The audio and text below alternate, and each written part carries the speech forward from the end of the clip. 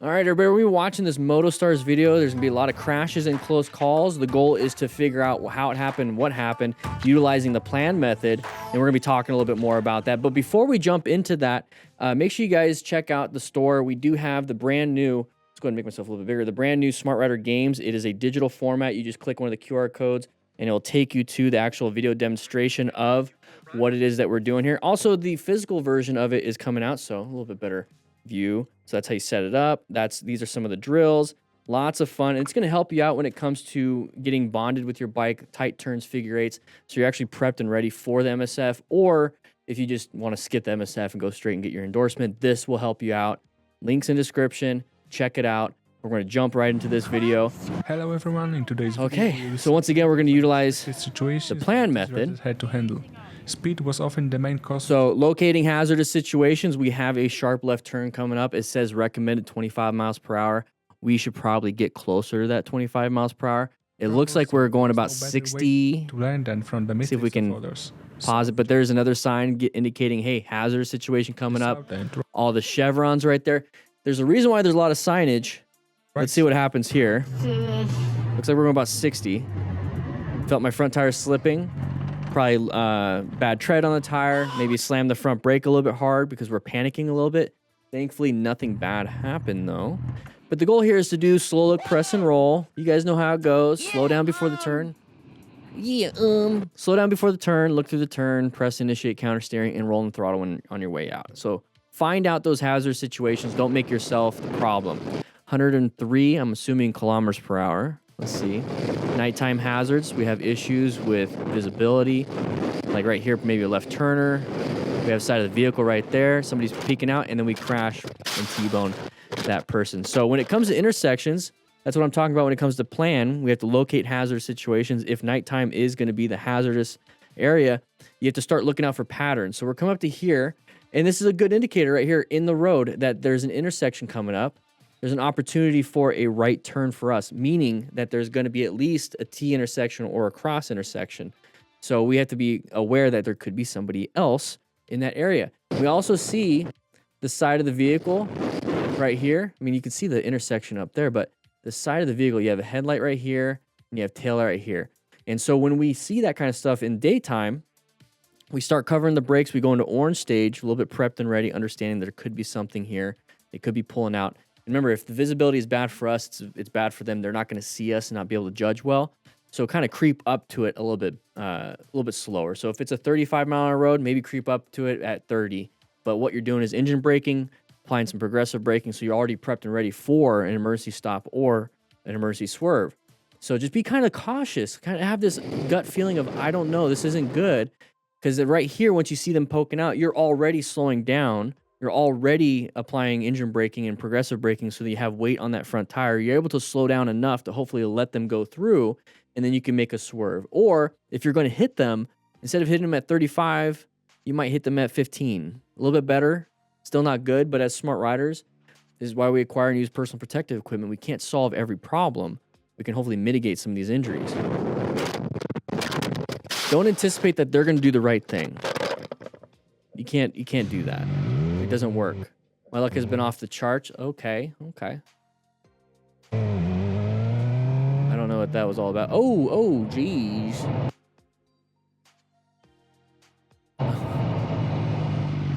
Oh, guarding his left hip. That's gonna be painful. So he hit the ground and then probably hit the car too. But that right there, that's where the left hip. So we talk about mechanism of injury. So he's gonna have some pain there, maybe some road rash. So the car is going to pull out. So it looks like the car hits the front of his bike, so not his leg. That's good. But then we hit the ground. So this right here is just a good representation of why we need gear, because you're going to put your arms out. So motorcycle jackets with impact protection, road rash, or road abrasion. The abrasion resistance will be good. Left hip is going to hit the ground, and then we're going to slide on it. And that's a funny look. But that's why we get no problem. But it looks like did we go into the second available lane? Yeah, we did. Yeah, we went into the second available lane, not into the first. So there's the impact. So we got impacted in this lane, but not that lane. So guys, what can we learn from that? Let's go into the first available lane. If our tight turns, then again, let's see. I really want to diagnose this because did he turn? Yeah, he cut across the lane. I was gonna say if it's like the double lane and we did that and then we hit, it's our fault if it's a red for us. But we cut into the second lane. So if your tight turns are not sharp, like if you're practicing your tight turns and you're like, I have to go super wide, I have to go wide on the U-turn. This right here is exactly why we should be practicing. Because this is going to help you out. Each of these cones are 10 feet apart. So there's a diagram on how to set it up. And if you click the link or scan the QR code, it's going to show you how to do it. 10 feet. So a parking space is 9 feet. So if you can do a U-turn within 2 parking spaces, that's 18 feet. But here I'm doing 20 feet. That's what the MSF or your licensing is required, is do a U-turn in 20 feet. These lanes, they're about 10, 15, 20 feet. It all depends on kind of like which one. But you should be able to do a tight turn, just a regular turn, within 9 feet into that first lane. So if you're having trouble with your tight turns, that's what this is all about. Links in the description. There's 15% off for it. This is the real life example of why you need to practice, because we cut into the second lane when we could have just went into the first one and not had this issue. So our skill issue here caused this. Did that car turn out? Yeah. I don't know where that car is. Can you stay here? Car turn out.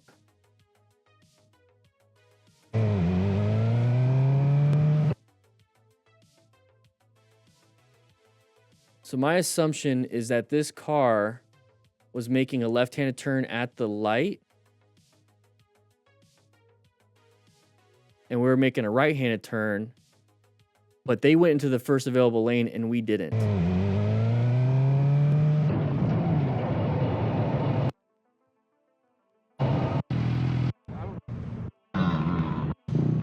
Okay. Go into your first available lane. If you can't make it in the first available lane, practice so you can make it in the first available lane. We're going to move on.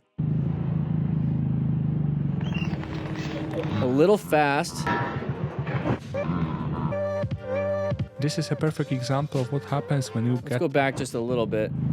So keep your heads up, kids. So right here, what's happening is that we are going a little too fast going into the on-ramp.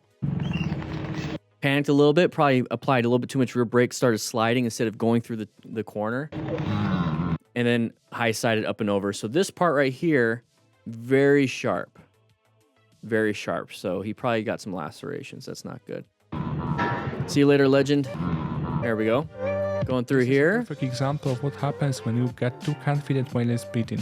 The right on the left makes a few mistakes and ends up going down in a pretty Okay. Hey, that was nice. The car moved over for the lane splitter. This must be California. Oh, geez. Coming up out of nowhere. So it's not always car drivers that are causing problems. Oh.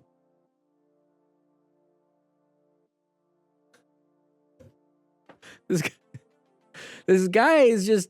He's going in and out, causing issues. Stop riding like you need to get somewhere quickly. You're already on a motorcycle lane filtering. Leave. If you're 10 minutes late, leave 15 minutes early. If you can't leave 15 minutes early, because you don't have any discipline. It means you need to wake up 15 minutes earlier in the day. It means you need to maybe get off your phone while you're taking a dump. And instead of spending 45 minutes taking a dump, you spend 10 minutes. If you're spending 45 minutes taking a dump, you might get a hemorrhoid. Okay, you got to be careful with that. Okay. You know, get a squatty potty, get some fiber in you, eat a better diet. Don't get on your phone. Don't bring your phone in there because now it's all gross. Anyways, so we're coming up through here. So vehicle switch lane, open lane pattern, kind of did that. Not doing good with the braking. Nice little impact. So our genitalia is not doing too well.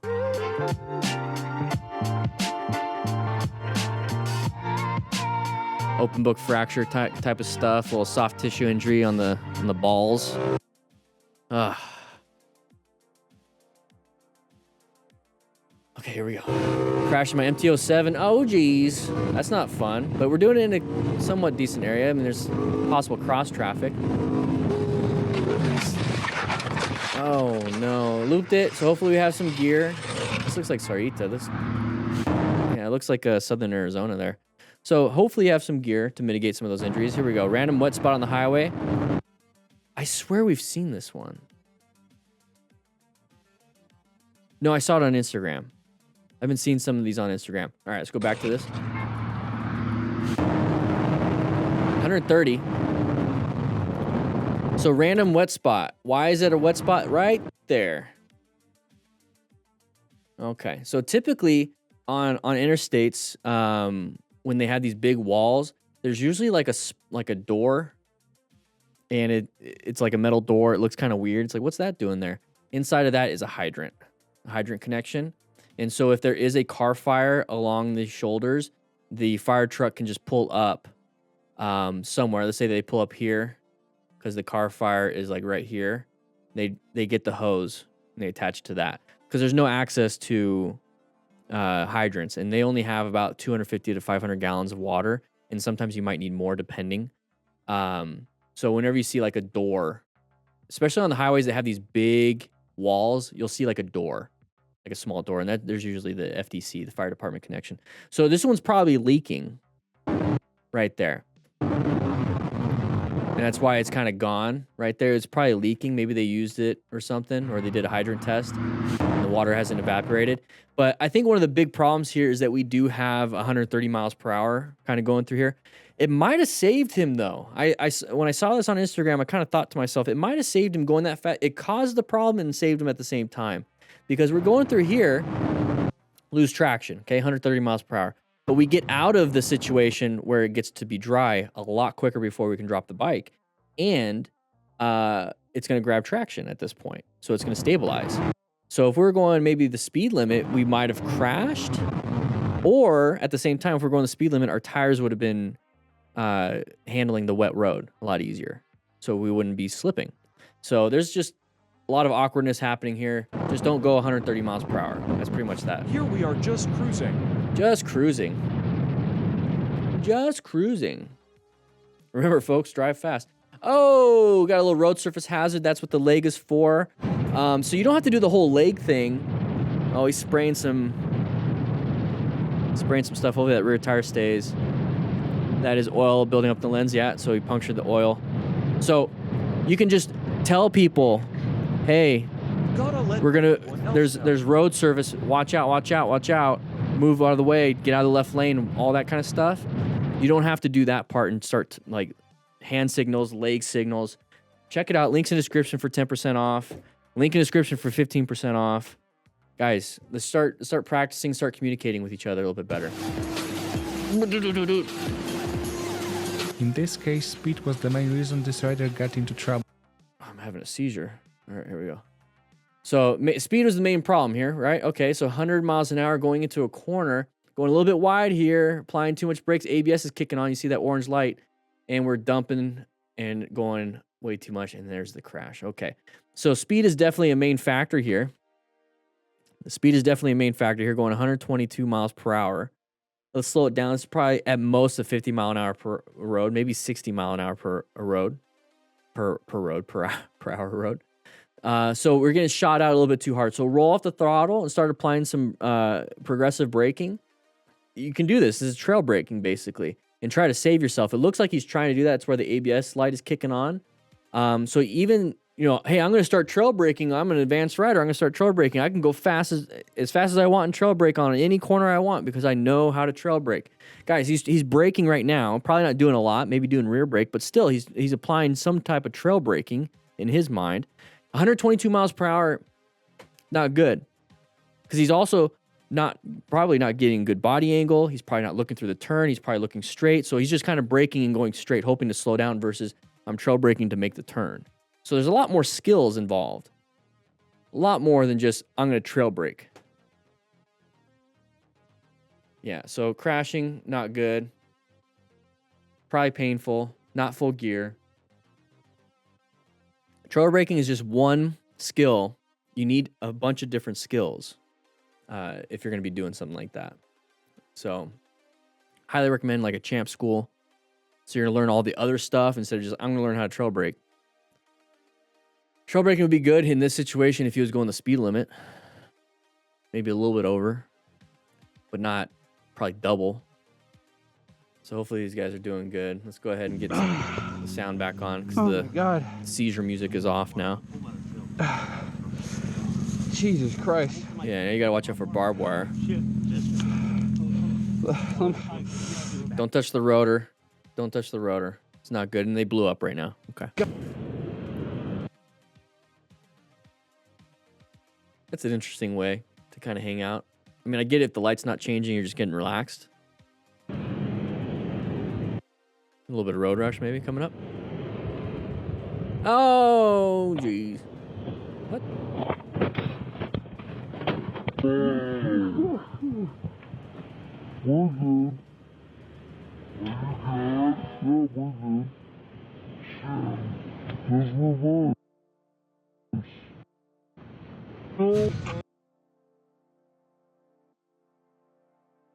What happened? So there's the impact. He was able to jump off real quick. Seems like he wanted to get out and start a fight.